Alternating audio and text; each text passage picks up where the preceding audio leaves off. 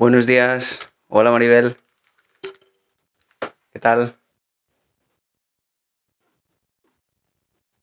Veo que te ha gustado el vídeo de del eso de labios, del cacao. Hola, buenos días.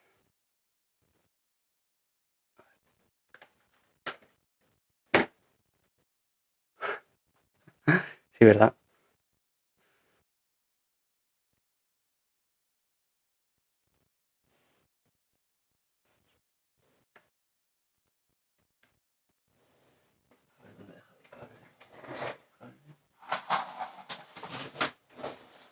Un momento. Gracias, Ibi.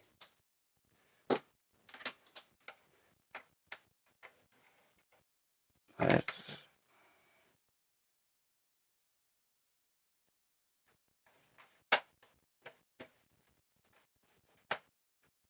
Ahí estamos.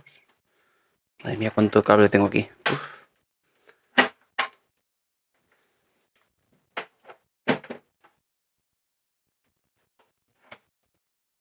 Y esto por aquí. Ahí está. Vale.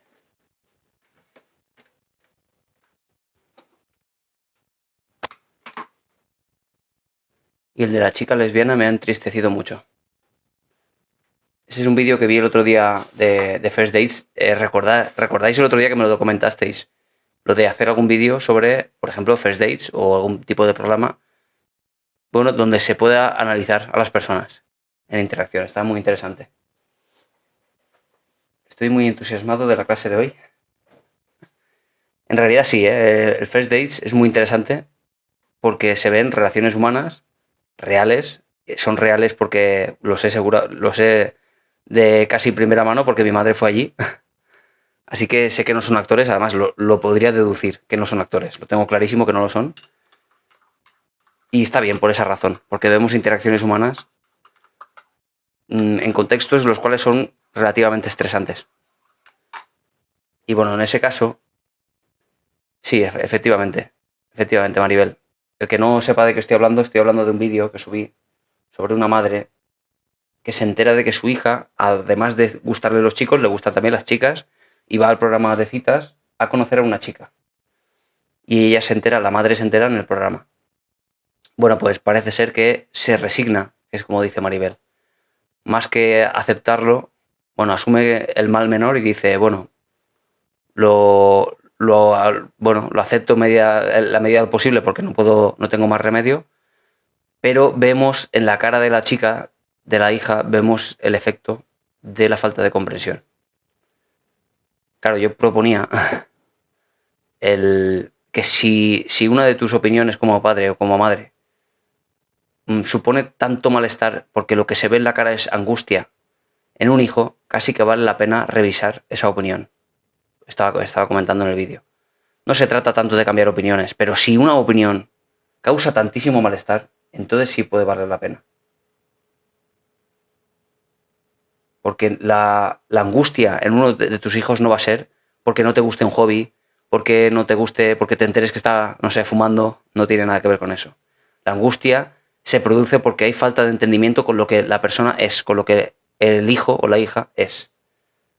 Y eso suele tener asociado mucho grado de malestar cuando es un familiar tan cercano como una madre.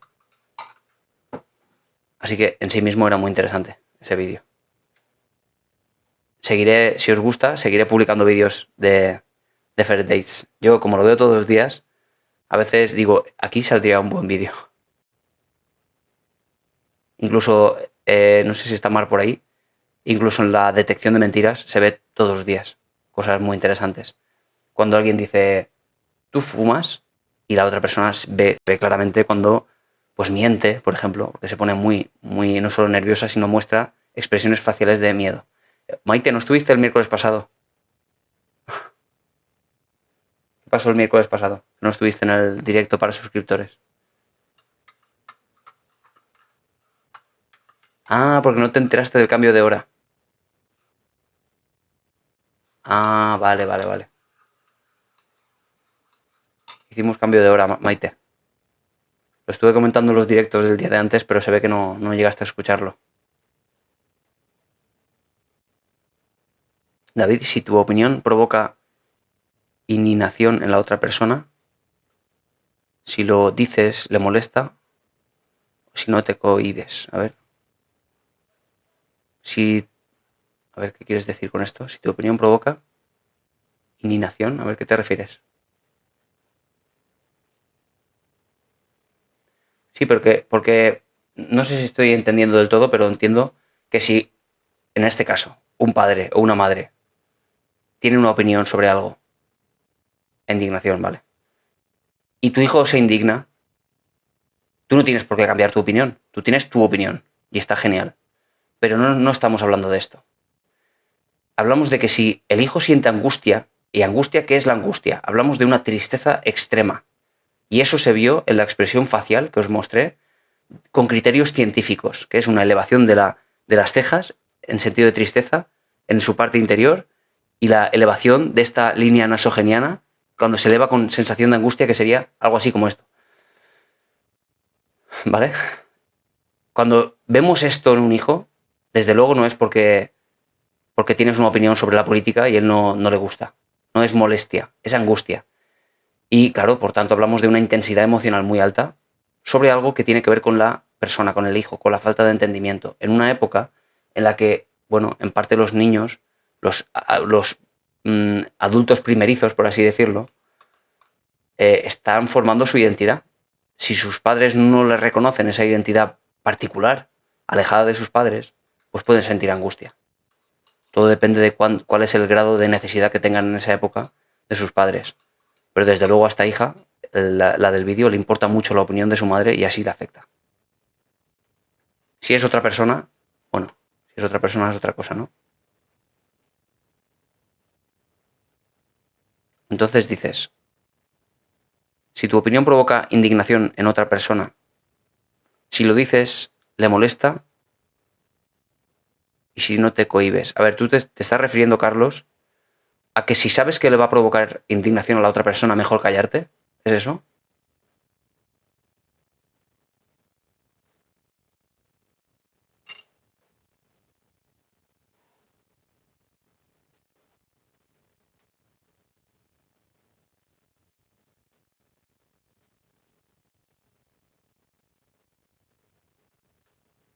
A ver, hola. ¿Sabes si se necesita un psicólogo experto en TOC o cualquier psicólogo puede tratarlo? Claro, porque el TOC, para el tratamiento de esta patología, lo que se aplica es la terapia cognitivo-conductual. Cualquier psicólogo que sea especializado en clínica trabaja desde luego desde el enfoque cognitivo-conductual, a no ser que no sea un psicólogo y sea un psicoanalista o un curandero. Pero si es un psicólogo que ha estudiado el grado de psicología, ha estudiado en base a la terapia cognitivo-conductual, que es la más efectiva para el TOC. ¿En qué año surge la psicología? ¿En qué año? Te diría en el siglo XIX, en el 1800 y pico. A la par que surgió el psicoanálisis, también en Alemania, surgió la psicología científica con Wundt, en un laboratorio de, si no me equivoco, de Austria. Ahí surgió la psicología científica y que luego fue evolucionando sobre todo a lo más interesante que fue el conductismo, en los años 20, 1920 por ahí. Pero el surgimiento de la psicología científica y la escisión del psicoanálisis fue en el siglo XIX, en 1800, no recuerdo la fecha exacta.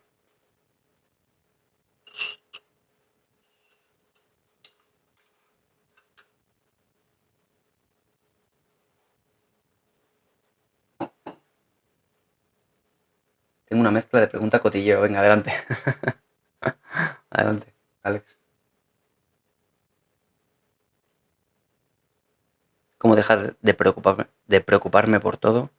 Me crea vértigos, ansiedad cada día. Bueno, hablaremos de esto más adelante, porque van a preguntar como 70 veces sobre la ansiedad. David, tengo notificaciones activadas y no recibo cuando entras al live. No sé si los demás recibís, Maite, ¿tú recibes notificaciones? Es que tampoco sé cómo funciona el tema de notificaciones. No sé si es algo que tenéis que activar vosotros. No sé si los demás reciben o no reciben, aunque en realidad, Esperanza, es todos los días lo mismo, a no ser que haya alguna excepción. Si hay una excepción, suelo decirlo antes, pero habitualmente siempre es lo mismo. Es decir, es todos los días a las 10, menos... alguna vez no, ¿no? Todos los días a las 10, excepto el martes que empiezo a las 11 menos cuarto. El miércoles aparte hago el directo a las 8. Pero luego el de para suscriptores siempre suele ser a las 11 el miércoles. Lo que pasa es que, bueno, si tengo algún problema porque tengo un paciente a otra hora, me toca cambiarlo.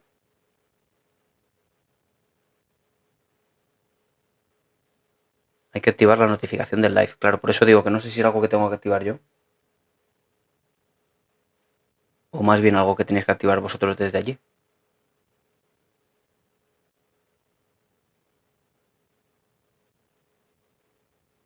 Tú tampoco la recibes, Maribel. Y tú sí que lo recibes, Lisette. Claro, si unos sí que lo reciben y otros no, podemos deducir que implica que tiene que ver con el perfil vuestro. Con vuestros, en fin, los ajustes.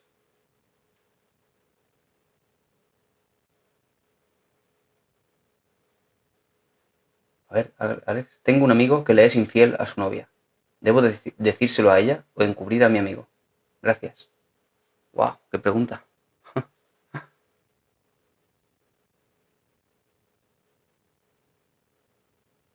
Pues aquí pueden ocurrir muchas cosas. Puede ocurrir que nunca se lo digas y que la pareja, sin embargo, salga adelante después de esto y sea, en fin, una relación feliz. O puede que todo lo contrario. Es que, claro, ¿qué tienes que hacer tú?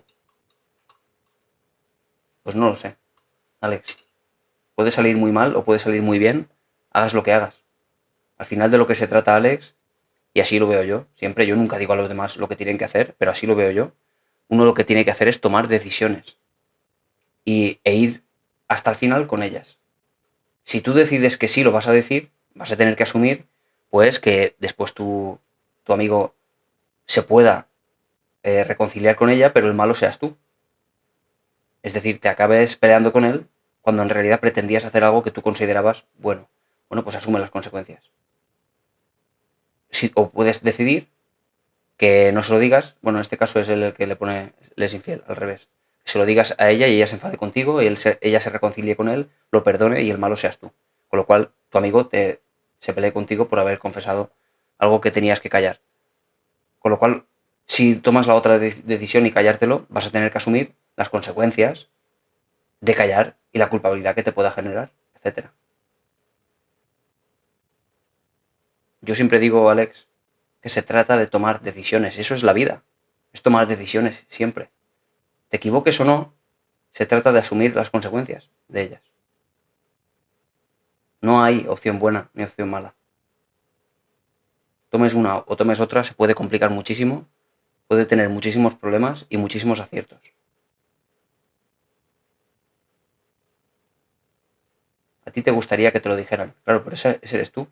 Estás hablando de ti, no estás hablando de ella. Por lo tanto, si hablas desde ti y tomas esa decisión, adelante. Será coherente con tus valores. Por lo tanto, cuando te asalten dudas de por qué se lo dije, madre mía, la que se ha liado, convéncete de que has hecho lo correcto desde tu punto de vista. Has sido coherente con tus valores. Me parecerá estupendo, entonces. Si decides no hacerlo, bueno, quizás estés protegiendo a alguien, quizás estés, en fin, lo que sea. No hay opciones correctas e incorrectas en casos así. Sí, trato personas con TOC, Claudia. Soy del interior de Alicante, aunque también paso consultas online y aquí está la página web zorelpsicología.com para solicitar consultas.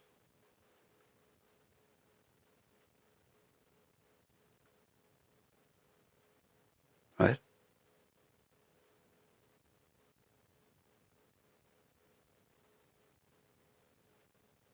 Claro, si lo digo eres malo y si no me puedo expresar.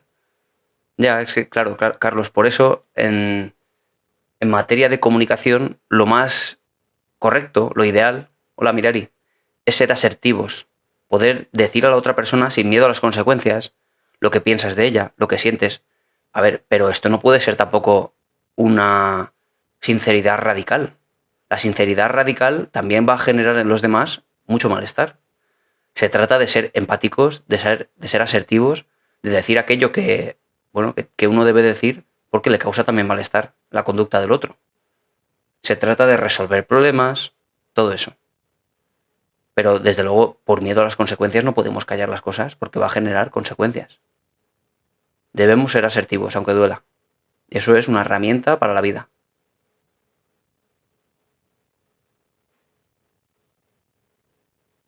Por eso, si hablamos y lo intentamos trasladar al caso de la madre y de la hija, ¿vale? Que podemos pensar, bueno, entonces la madre tiene que decírselo a su hija porque es lo que piensa. Efectivamente. Si fuera ella asertiva, le diría, mira, esto que estás haciendo no me gusta. Perfecto. Pero por eso no se trata de contenerte y callar algo que te duele muchísimo. Se trata en este caso, en el caso de la madre, de que su opinión es cuestionable. Su opinión puede cambiarla. No se trata de contener, sino de gestionar una opinión que quizás sea demasiado rígida. Es decir, las mujeres tienen que estar con los chicos. Solo con los chicos, las chicas con los chicos. Eso es una creencia rígida que ya tiene. ¿Eso se puede cambiar? Sí. No se trata de que ella se calle para no hacer daño a su hija. Se trata de poder gestionar eso, convertirlo en una creencia más flexible. Me gustaría, pero no me es imposible soportarlo.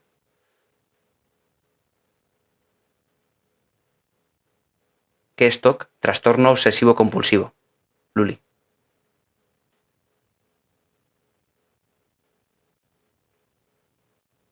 A ver, me pidió que me disculpara y le dije, me voy a disculpar porque no lo veo así. Y se enfureció.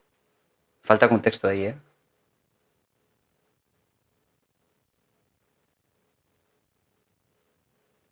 Esto es psicología y no parapsicología, efectivamente.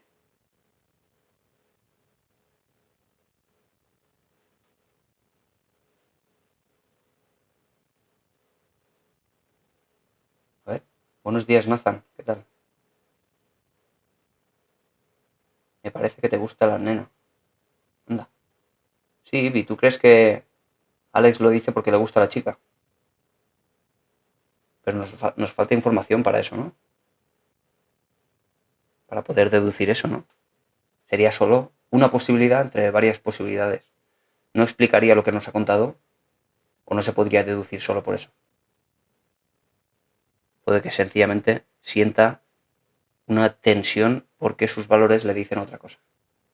Y eso sería motivo suficiente para querer decirle esto a la chica sin necesidad de que le gustase. Así como traicionó a su pareja, lo hará contigo. Ah, no, pero no está diciendo Alex sobre su pareja. Está diciendo sobre la pareja de un amigo.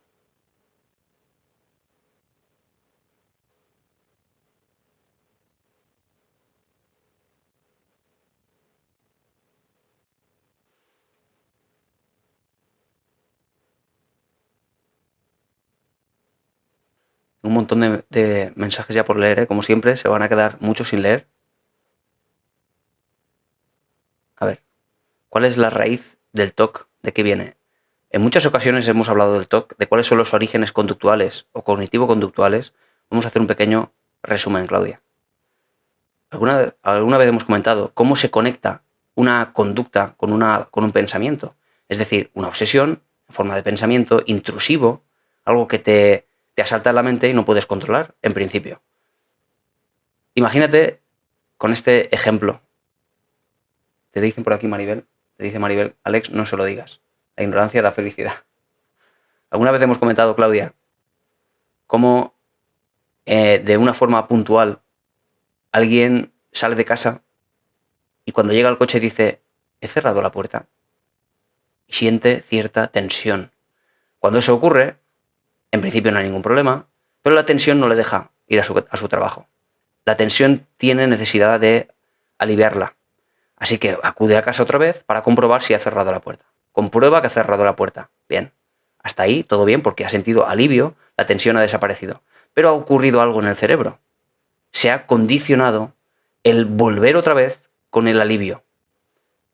¿Eso es un problema o no es un problema? Bueno, pues en principio, en la mayoría de las personas, en el 80% de las personas, no es ningún problema.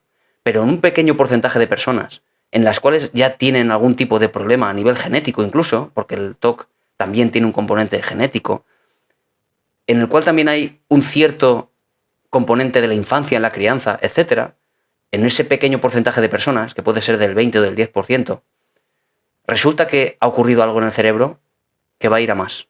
Y al día siguiente, cuando sale a trabajar otra vez y vuelve a llegar al coche y dice, he cerrado la puerta, quizá incluso se acuerde que sí ha cerrado la puerta, pero el malestar no desaparece. Y dice, bueno, de todas maneras, como voy a sentir alivio al volver, vuelve y comprueba si la puerta la ha cerrado. Hasta el punto que va poco a poco condicionándose en el cerebro y cada vez le da más tensión el no volver. Así que va conectándose de forma dramática un pensamiento intrusivo de tipo no he cerrado la puerta con la compulsión, que es la conducta que hace que se alivie ese malestar. ¿Entiendes, Claudia? Eso es el TOC, trastorno obsesivo compulsivo, que de forma conductual va generando un malestar cíclico, un círculo vicioso. Así que el tratamiento cognitivo-conductual trabaja a nivel de cogniciones, de esos pensamientos, aprender a controlarlos, y a nivel de conducta, aprender a exponerse a aquel malestar sin necesidad de recibir el alivio. No sé si te he explicado con suficiente claridad, pero lo he intentado, Claudia. Eso sería el principio del TOC. Hola Mar, buenos días. ¿Qué tal? ¿Fuiste a bailar, Mar?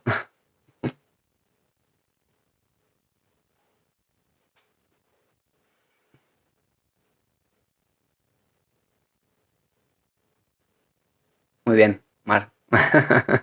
Maravilloso. Cuando alguien duda de si ir a un sitio o no por pereza, por falta de ganas, por falta de motivación, por falta de cualquier cosa, mejor que vaya a que no, sin ganas, además.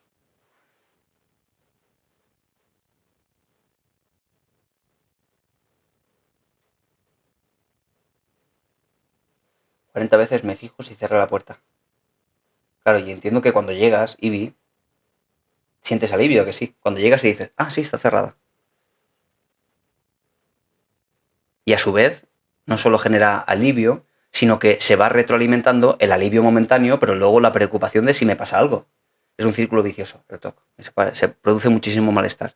Está muy asociado a la ansiedad. Saludos desde Costa Rica. Bienvenido, el lobo. ¿El TOC es una manía o no? No. Bueno, es que claro, manía lo estás diciendo, Carmen, desde el punto de vista del uso coloquial de la palabra, manía.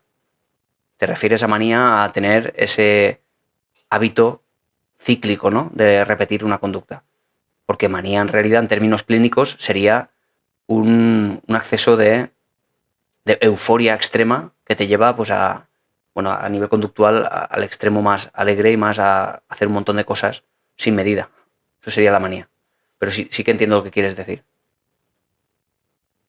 El TOC al final es, por tanto, una cuestión de pensamientos intrusivos que se convierten en conducta y que es necesario convertir esa conducta, o sea, hacer esa conducta, hacer eso que te pide el cuerpo para poder quitarte el malestar.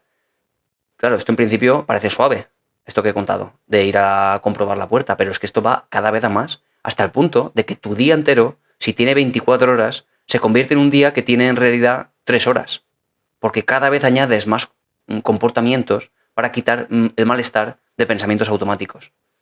Tu día se reduce muchísimo y gasta muchísima energía en darle vueltas y vueltas a pensamientos que dan ansiedad y no te llevan a nada.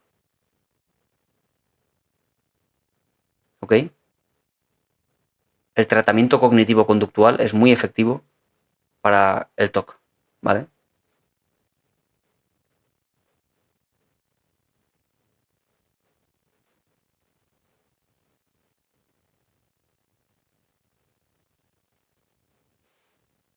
La ansiedad es el problema. La ansiedad subyace al TOC.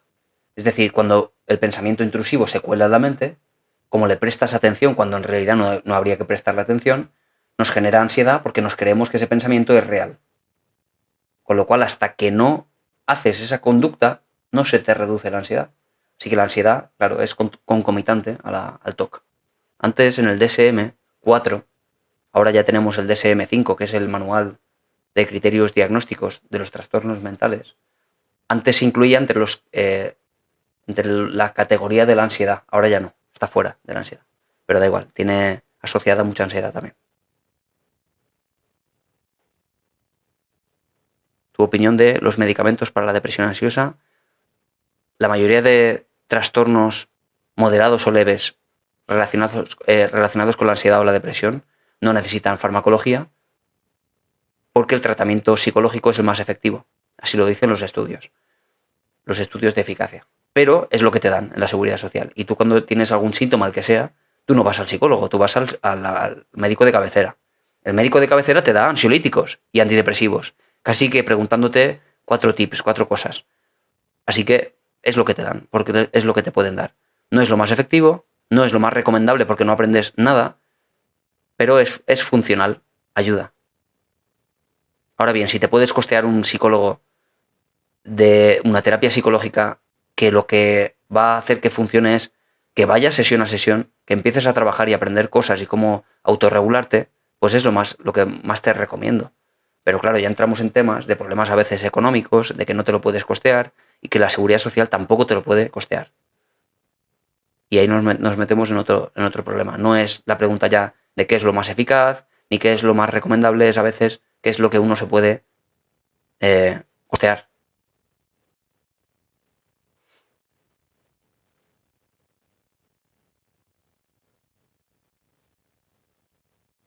Dejé de hablar con mi madre por casi 4 años, por abusos. ¿Qué dices? ¿Le hablo? Lauta. Yo nunca doy consejos. Los psicólogos no damos consejos. Lauta. Aunque es lo que la gente cree. Yo no te diría jamás, ni siquiera viniendo a mi consulta y haciendo terapia durante meses, jamás te diría, ves a hablar con tu madre. Ni jamás te diría, jamás vayas a hablar con tu madre. No hacemos eso. En todo caso, te podría ayudar a aclarar tu mente para que tú tomes una decisión, porque muchas veces hay mucha niebla mental. Muchas veces uno no sabe por qué hace una cosa o hace otra y necesita aclararse a nivel cognitivo, saber cuáles son las consecuencias de una cosa y de otra. Entender sobre todo esto, que no hay buenas ni malas decisiones. Entender que tú solo tienes que tomar una decisión. Si algo te interesa o no te interesa, si algo va acorde con tus valores o no, si algo se ajusta de un modo dramático a tus expectativas o no, y con todo ello, tomar una decisión. Eso es lo que debes hacer, Lauta, en todo caso. Como le decía por aquí también, con respecto al amigo, Alex. Tienes que tomar una decisión. ¿Te sale, digamos, a cuenta hablar con tu madre? ¿Te aporta todavía cosas que te hacen sentir bien? ¿Que te vale la pena? Hazlo y asume las consecuencias de hacerlo. Que no te vale la pena, que consideras que fue una barrera que cruzó y que no vas a poder soportar, no hables con ella. Y estará bien también. ¿Vale? Todo está bien si es decisión tuya. Si es decisión de los demás, no. ¿Entiendes, Lauta?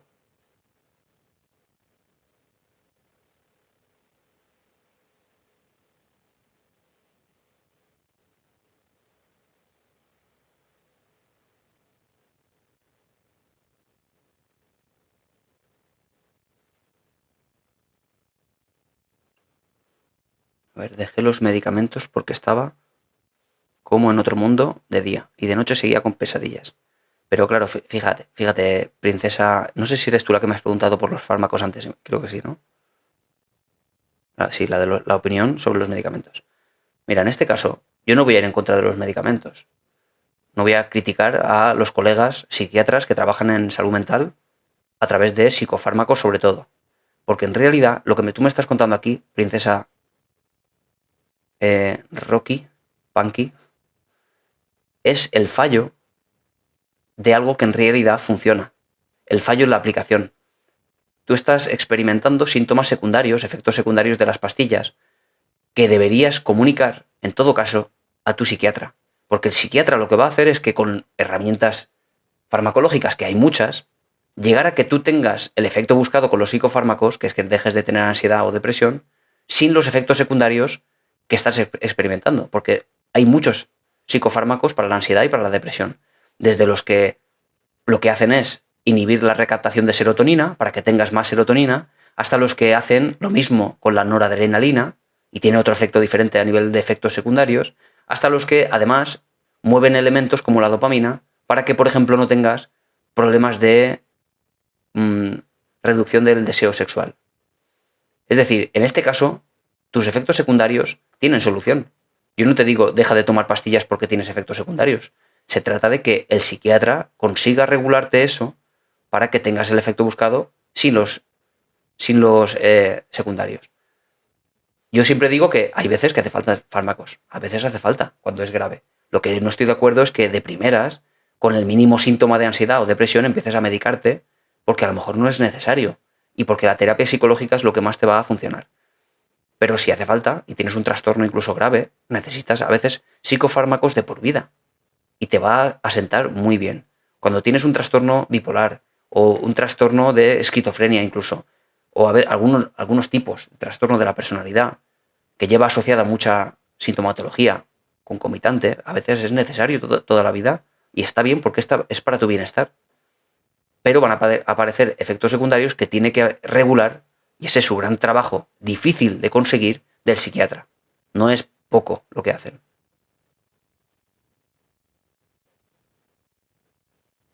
Buenos días.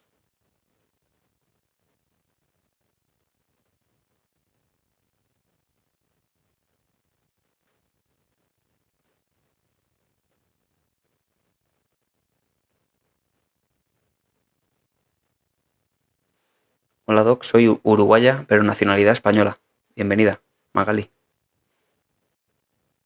Gracias, Claudia. A ver qué pasa por aquí. ¿Y cómo se aclara uno? Mi pareja es muy dependiente de su madre. A ver un momento que me aclare yo de dónde viene esto. Muchas veces los médicos diagnostican ansiedad, aunque sea otra cosa. Que fallan en el diagnóstico, ¿te refieres? Sí, es posible, evidentemente.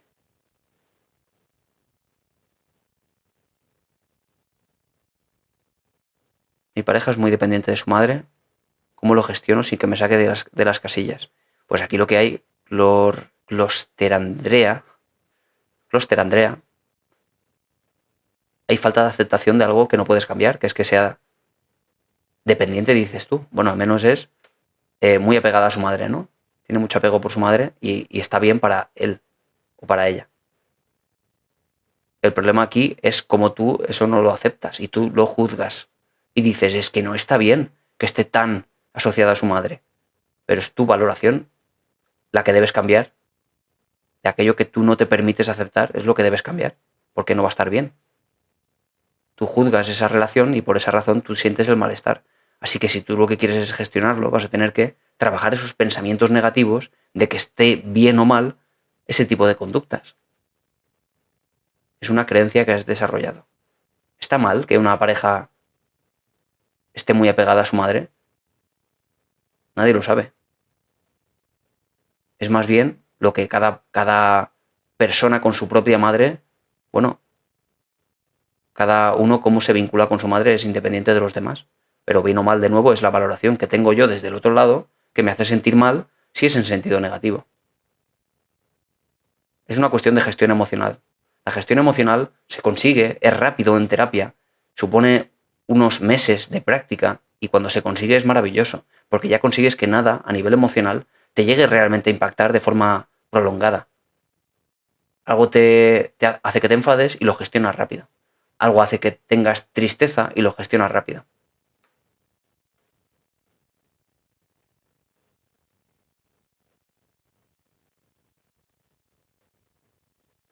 Buen día, la ansiedad no necesitas que te la diagnostiquen, ya la sientes. Sí, Fernando, pero una cosa es la ansiedad que todos tenemos, es una emoción, todos tenemos ansiedad, no es ningún problema. Y otra cosa es un trastorno de ansiedad. El trastorno de ansiedad implica, aparte, patrones conductuales que te están realmente produciendo un malestar significativo o un deterioro social o laboral. Y para eso, bueno, pues para eso están los diagnósticos que, como tú dices, en realidad no los necesitas. No necesitas que nadie te diga, tienes este trastorno con un informe, solo que si te sientes con elevada activación fisiológica y conductualmente con mucha evitación, pues acude a esa terapia y se trata esa ansiedad sin necesidad de un diagnóstico, evidentemente.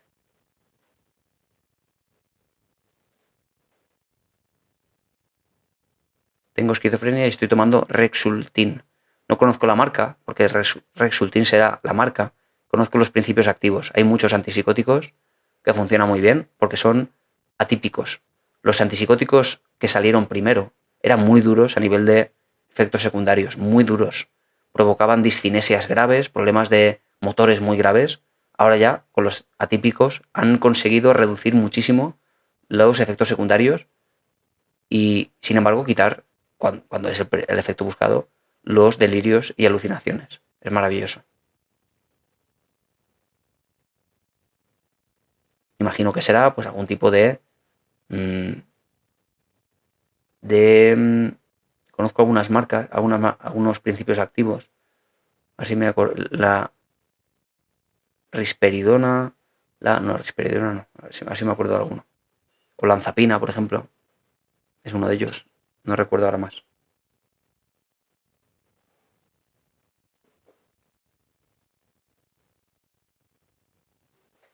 La mirtazapina es otra. ¿Por qué sí estudiar psicología y por qué no? ¿Por qué sí estudiar psicología? A ver que reflexione un poco.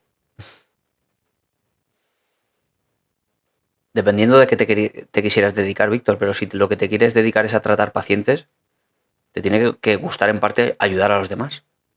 Y no hablo de altruismo, no hablo de darse a los demás, por ejemplo, en sentido de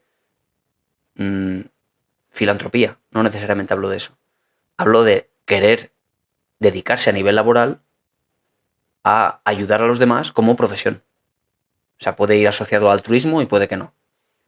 Pero si a ti te gusta ayudar a los demás, no necesariamente como psicólogo, pero que te gusta desde hace mucho tiempo, bueno, pues esto es una forma. Quizás sea un motivo. ¿Por qué no estudiar psicología si es en este sentido, de tratar a los pacientes? Si eres muy empático a nivel de empatía afectiva, es decir, sientes mucho lo que sientes los demás cuando te cuentan un drama y lloras y te sientes muy mal, no te recomiendo que estudies psicología porque muchos se lo acaban dejando después del largo proceso que supone la carrera. Porque todo les afecta muchísimo y no lo pueden soportar.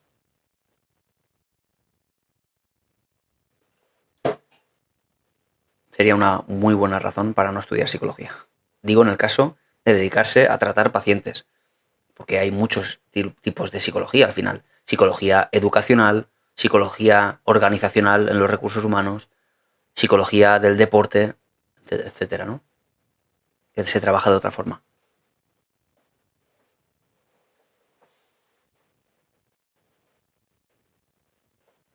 A ver. Vamos a ver. Estas pastillas se las recetaron a mi hijo de 18 porque le han diagnosticado TDAH. Las dejó, no me dio explicación ninguna, pero no le fue muy bien. Se sentía peor. Claro, esto es lo que decía mi rinconcito de moda respecto de los tratamientos psicofarmacológicos. Que cuando sientes un efecto secundario, debes acudir al psiquiatra para que te regule, porque hay muchas marcas que hacen lo mismo. En el caso del TDAH, está por ejemplo la atomoxetina y está el metilfenidato. Son diferentes en cuanto a la forma que tiene de interactuar con los neurotransmisores de dopamina. Con lo cual, si uno no funciona, no podemos nosotros los psicólogos, porque no trabajamos con fármacos, pero los psiquiatras lo que pueden hacer es variar la cantidad, es decir, la dosis, pueden alterar el principio activo por otro. Todo eso al final funciona. Se trata de darle la oportunidad al psiquiatra de poder trabajar con sus herramientas, que también son efectivas. Ahora bien, al primer síntoma o efecto secundario las dejo. Me parece una mala opción. Casi que mejor sería no tomarlas nunca. Pero tomarlas y dejarlas por un criterio personal me parece muy mala decisión. En todo caso, que sea bajo la supervisión del psiquiatra. Porque al final decides tú si toma o no toma las pastillas. Siempre eres tú el que decide. Pero que sea bajo la supervisión del psiquiatra. Porque si tú le dices esos efectos secundarios o le dices no me están funcionando, el psiquiatra te dirá, espera, vamos a cambiar esto así. tómate ahora esta dosis o tómate este otro fármaco, que a veces se tiene que hacer una transición de uno a otro. En cualquier caso, los fármacos para el TDAH funcionan y no hay ninguna duda de ello. ¿Por qué no ha funcionado en tu hijo? Hay razones, como digo, que no se ha calculado bien. Quizá el peso, la edad, el sexo, todo eso. Efectivamente. Ese es el gran problema. Que te dan cita para 4 meses. Así es. Y estamos en las mismas de antes. Es que no me funciona la terapia psicológica, me dicen a veces. Y es porque han ido al psicólogo de la Seguridad Social que le da cita cada 4 meses. No es que no haya funcionado. O cuando me dicen, es que llevo 14 años en terapia y no me funciona. Claro, y si vas a la Seguridad Social y te dan cada 6 meses, puedes estar perfectamente 14 años y que no te funcione. Y es un problema ya estructural de cómo funciona un país con respecto a la salud mental. No es culpa de nadie, pero está así las cosas. Y cuando uno tiene un problema de salud mental y realmente quiere que sea eficaz, va a tener que tirar de su propia economía para poder curarse, porque el sistema sanitario no tiene los suficientes recursos en materia de salud mental. Es una lástima, pero es lo que hay. Y con eso tenemos que trabajar.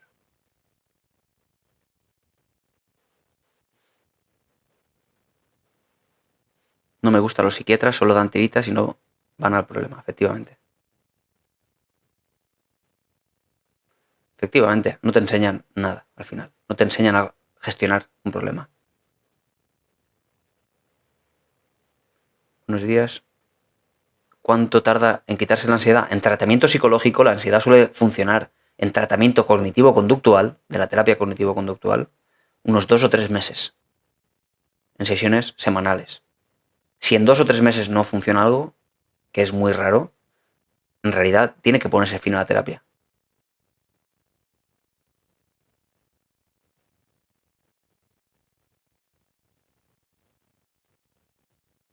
Y el lorazepam, de nuevo, es un parche para un problema de ansiedad. David, ¿a qué se debe el sesgo de reciprocidad? ¿Sesgo de reciprocidad? ¿Te refieres? El sesgo de reciprocidad. ¿Eso?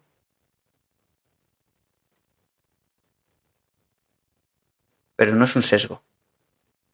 La reciprocidad es un efecto psicológico que estudió Cialdini, que se basa en que si alguien te hace un favor, te da un regalo, que es lo que utilizan tanto los comerciales.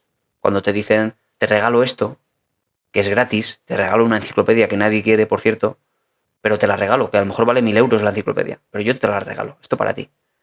Y tú sientes la necesidad de ser recíproco, de compensar comprando algo, por ejemplo. Y pasa a todos los niveles. Si un amigo te hace un favor, tú sientes la necesidad psicológica de ser recíproco y de, digamos, concederle algún favor a cambio. Esto también tiene que ver con la influencia que se utiliza de forma consciente o a veces de forma inconsciente. Pero bueno, utilizando medidas que proponía Cialdini, por ejemplo, lo que podemos hacer es con alguien que nos cae mal, y esto lo decía, si no me equivoco, y si nos creemos las citas que encontramos por ahí, Abraham Lincoln decía que si quieres convencer a alguien que te cae mal, hazle un favor. Hazle un favor primero, o incluso pídele un favor. Si le pides un favor, va a estar el otro más predispuesto por este efecto psicológico de la reciprocidad a ayudarte después.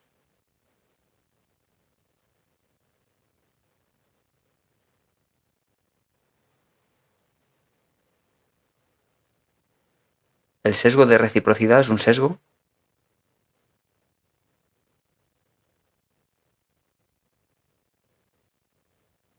¿Es un sesgo el sesgo de reciprocidad? Es que claro, al menos Cialdini no lo veía como un sesgo porque un sesgo es un error sistemático, no es un error sistemático. La reciprocidad es la sensación psicológica, como digo, de retribuir a la otra persona con el mismo grado. Pero un sesgo, un error sistemático por alguna razón, quizás sea otra cosa. No lo sé. Al menos recuerdo lo de Cialdini, que no lo proponía como un sesgo. Lo proponía como una forma de influir en los demás por un efecto psicológico de psicología básica, de cómo opera el cerebro. Eres muy bueno. Gracias por crear este canal. A ti, María, por estar aquí.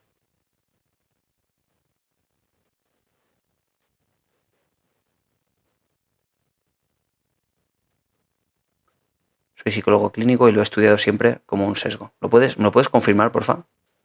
Holu. ¿Puedes buscarlo por internet a ver si es un sesgo? Y me dices la definición, porque no lo recuerdo ahora. Me viene Cialdini y es lo primero que me viene. Bienvenido.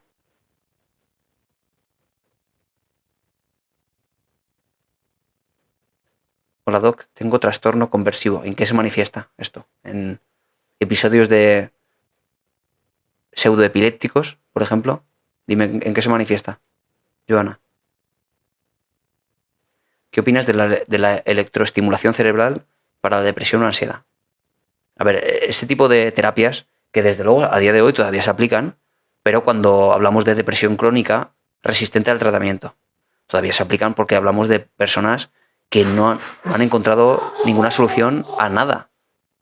Ya están tocándome la puerta porque tengo un paciente a las 11, pero son menos cuarto y ya está ahí, imagínate. Este sí llega pronto, ¿eh? ¿Os acordáis algunos jueves que digo, tengo un paciente a las 11 y voy con mucha calma para abajo porque llega tarde? Pues este llega 15 minutos antes.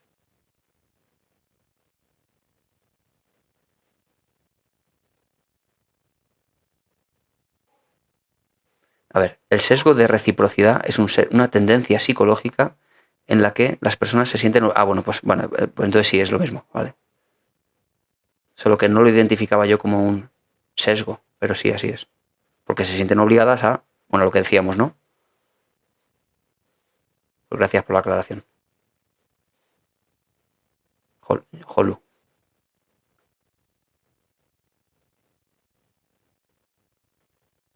Vamos a ver. Puedo tener un porcentaje de discapacidad por tener TEPT complejo y trastorno de ansiedad ansioso-depresivo. Bueno, puedes tener, claro, en el puedes, precisamente por eso existe el verbo, en el que puede ser que sí, puede ser que no, y en todo caso tendrá que ser un tribunal médico el que lo valore. Pero puedes, claro, poder puedes. De ahí el verbo. No sé si es probable, pero poder puedes. En cualquier caso, la valoración es compleja, siempre, y teniendo en cuenta muchísimos datos. Buenos días.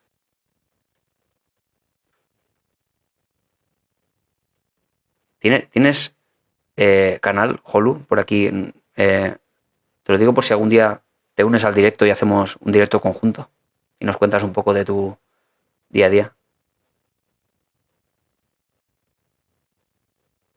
El jueves paso por el tribunal médico y estoy súper nerviosa porque no me encuentro bien.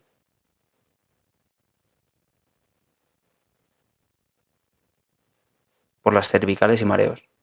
Que incluso en muchas ocasiones, Lola, además de las cervicales y los mareos, muchas veces digo, además con citas tan recientes o tan cercanas en el tiempo, es decir, se suma la ansiedad muchas veces.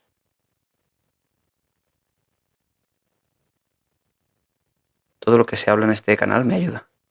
Gracias por existir y darte a conocer. Gracias, Maribel. ¿Ves cómo siempre salen más temas, eh? Incluso, aunque sean los mismos temas, los planteamos de formas diferentes siempre y está bien. Aunque se hable a veces de lo mismo.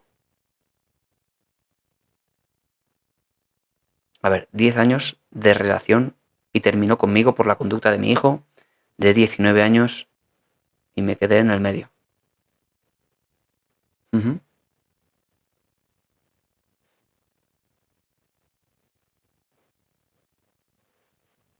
¿Cuál es la pregunta?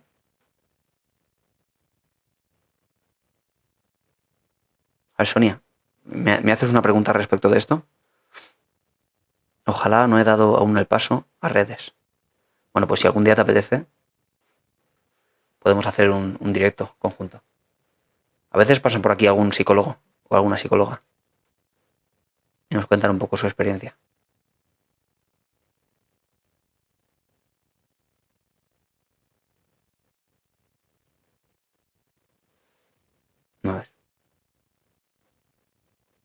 ¿Dónde estabas hace 4 años? Hace 4 años no hacía todavía vídeos para redes sociales, hace 3 a lo mejor.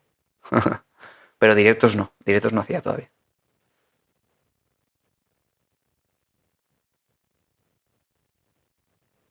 Buenos días, guapo, esta es mi madre. Mi madre, Alicia López. A ver, llevo 1 año y no me quieren operar porque me han dicho que me quedo igual o peor. Claro, y eso te da miedo de nuevo. Es que, claro, el tema de las operaciones genera mucha ansiedad, ¿eh? Porque uno, empieza a imaginar en su cabeza cosas poco probables, pero da igual. Así las imagina, le aparecen en la mente pensamientos catastróficos de que a ver si me voy a quedar en la camilla, a ver si me voy a quedar peor. A pesar de tener datos, es decir, digamos que estudios que nos dicen cuál es la probabilidad de que ocurran ciertas cosas. Pero da igual, así opera la ansiedad. Se aparecen esos pensamientos catastróficos, le prestamos una atención que no se merecen, pero da igual, así es el foco de atención, y nos genera una reactancia fisiológica, es decir, sentimos ansiedad, básicamente. Hay que aprender, por tanto, a generar pensamientos alternativos a los cuales empezar a prestarles atención, y eso lo llamamos reestructuración cognitiva. Necesitamos poder contraatacar esos pensamientos porque no es la operación, ni siquiera la inminencia de la operación, lo que causa la ansiedad. Son los pensamientos sobre esa operación o sobre lo cerca que está, lo que realmente hace que nos sintamos tan mal y con tanta angustia. Eso debemos aprender a controlarlo mediante, pues, desde el punto de vista cognitivo, mental, con esos pensamientos, desde el punto de vista fisiológico, generando conductas de calma que activen esa rama parasimpática del sistema nervioso autónomo, es decir, todo lo que sea relajación, mindfulness, meditación, lo que sea. Y desde el punto de vista conductual, y nunca lo dejéis de lado, siempre tenemos que acercarnos a aquello que nos produce ansiedad. Debemos, en vez de alejarnos, en vez de evitar, acercarnos a aquello porque realmente es lo que hace que desaparezca esa ansiedad, porque está nutriéndose de pensamientos catastróficos, improbables, que luego no van a suceder. Así que si nos enfrentamos a eso, luego es como que le decimos al cerebro, ¿ves cómo no? Claro. Pero si evitamos, estamos retroalimentando el problema. Son formas diferentes de atacar a la ansiedad y funciona muy bien. David, cuando recibo un golpe en la cabeza, ¿por qué se nubla la vista y te aturdes? Creo que me preguntabas algo antes del boxeo, que lo he visto así por encima.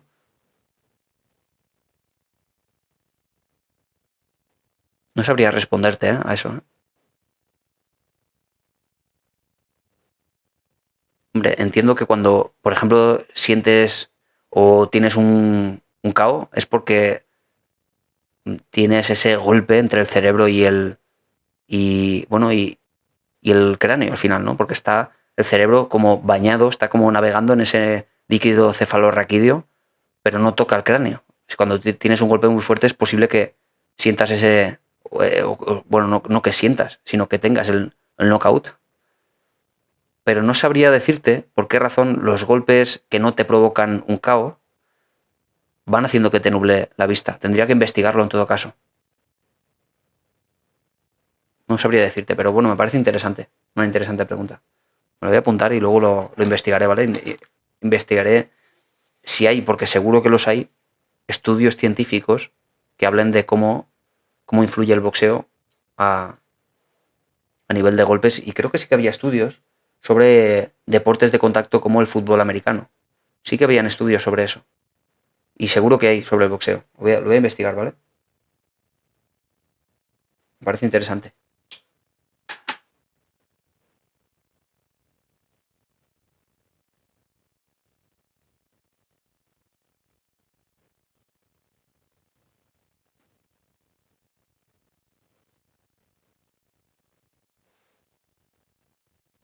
David, se marcha mi hermano a mi país. Me ayudó mucho. Ojalá no vuelva a cambiar de actitud.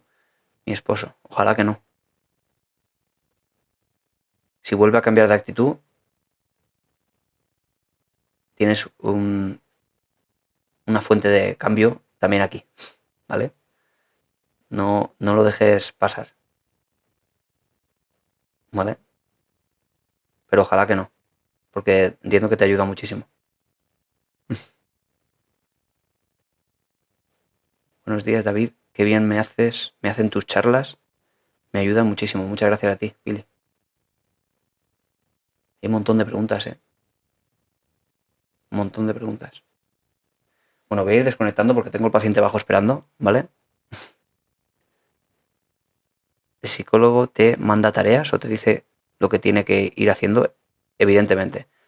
Si el psicólogo no te manda tareas, si el psicólogo solo te escucha y te escucha y te escucha, sospechad porque no es un psicólogo cognitivo-conductual. Lo que más funciona en la terapia psicológica precisamente es lo que no pasa en la terapia. Es lo que pasa en los espacios interconsulta.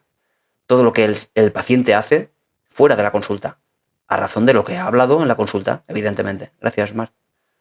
Así que si el psicólogo propone cosas, se trata de que luego el paciente las vaya aplicando. Casi como un dietista al cual alguien acude con quizá sobrepeso u obesidad y no sirve de nada si el nutricionista te dice come esto y come aquello, o no comas esto y no comas aquello, y luego en tu casa tú comes lo que te da la gana, evidentemente. Esa es la idea. Bueno, chicos y chicas, muchísimas gracias. Mañana es martes, así que mañana empezaré el directo a las 11 menos cuarto, ¿vale? Porque voy a la radio a las 10. ¿Ok?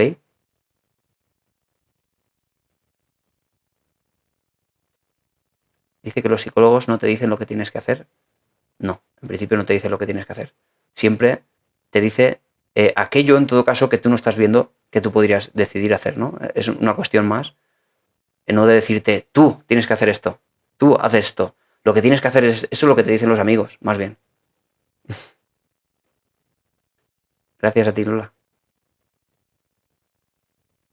Bueno, gracias. Me voy, que me están esperando. Adiós. Mañana a las 11 menos cuarto, ¿ok? Adiós, adiós. Gracias, Pili. Y Marae. Y Leonesa, muchas gracias. Y Mariam, y todos. Y Maite. Y Mamen. Y Pepa, y todos. Es que hay mucha gente por aquí, ¿eh? Mar.